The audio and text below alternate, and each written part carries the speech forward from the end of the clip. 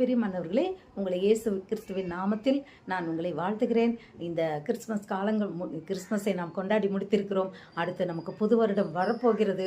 இந்த காலத்தில் நாம் நம்மை ஆயத்தப்படுத்தி கொள்ளும்படியாய் இந்த பழையவனைகள் எல்லாம் ஒளிந்தன, எல்லாம் புதிதாய் மாறினன்னு சொல்லும்படியாய் கர்த்தர் இன்றைக்கு நம்மளோடு இடைப்படுகின்ற வார்த்தை மார்க்கில் 22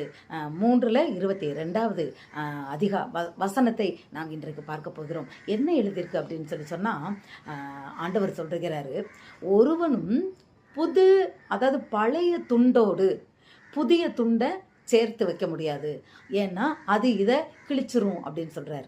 அதுபோல் அடுத்த வசனத்தில் சொல்கிறாரு, ஒருவனும் புது துருத்தியில் பழைய கல்லை ஊற்றுவதில்லை அப்படின்றார். ஏன்னா புது துருத்தியில் பழைய துருத்தியில் புது கல்லை ஊற்றக்கூடாதான். ஏன்னா பழைய துருத்தியே ஒரு மாதிரி பழசாக போனது. அதில் புது கல்லை ஊற்றினோடனே என்ன ஆகும்னா, அது நுரைச்சி போய் வரும்போது, அது விரிவடையும் போது இதை பீரல் உண்டாக்கி கிழிஞ்சி எல்லாம் கொட்டிருமா.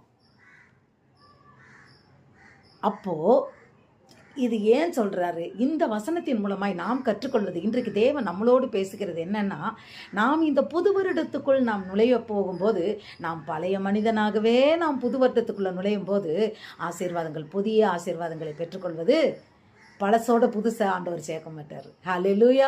இருதயம் இன்னும் பழசாகவே இருக்குது. பழைய பாவங்கள் இன்னும் நம்மகிட்ட இருக்குது, பழைய கோபம் இருக்குது, இன்னும் பழைய பொறாமை இருக்குது, பழைய கசப்பு இருக்குது, மன்னிக்கிற குணம் இல்லை, கர்த்தரை நான் தேடுறதில்ல, நான் சர்ச்சுக்கு போகிறதில்ல, நான் பெயர் கிறிஸ்தவன் சொல்லி இப்படியே பழைய இந்த நிலைமையிலேயே நம் பழையதாக இருந்து கொண்டு ஆண்டவர்கிட்ட புது வருஷத்தில் போய், ஆண்டவரே எனக்கு வாக்குத்தத்தம் கொடுத்துருங்க, நிறைவேற்றுங்க, எனக்கு அந்த வேலையை கொடுத்துருங்க, என் பிஸ்னஸ் ஆசீர்வதிங்கன்னு சொல்லி நாம் புதிய அந்த புதுமையான காரியங்களை, புதிய ஆசீர்வாதங்களை நாம் தேவனிடம் கேட்டால் அவர் தரமாட்டேன்றார்.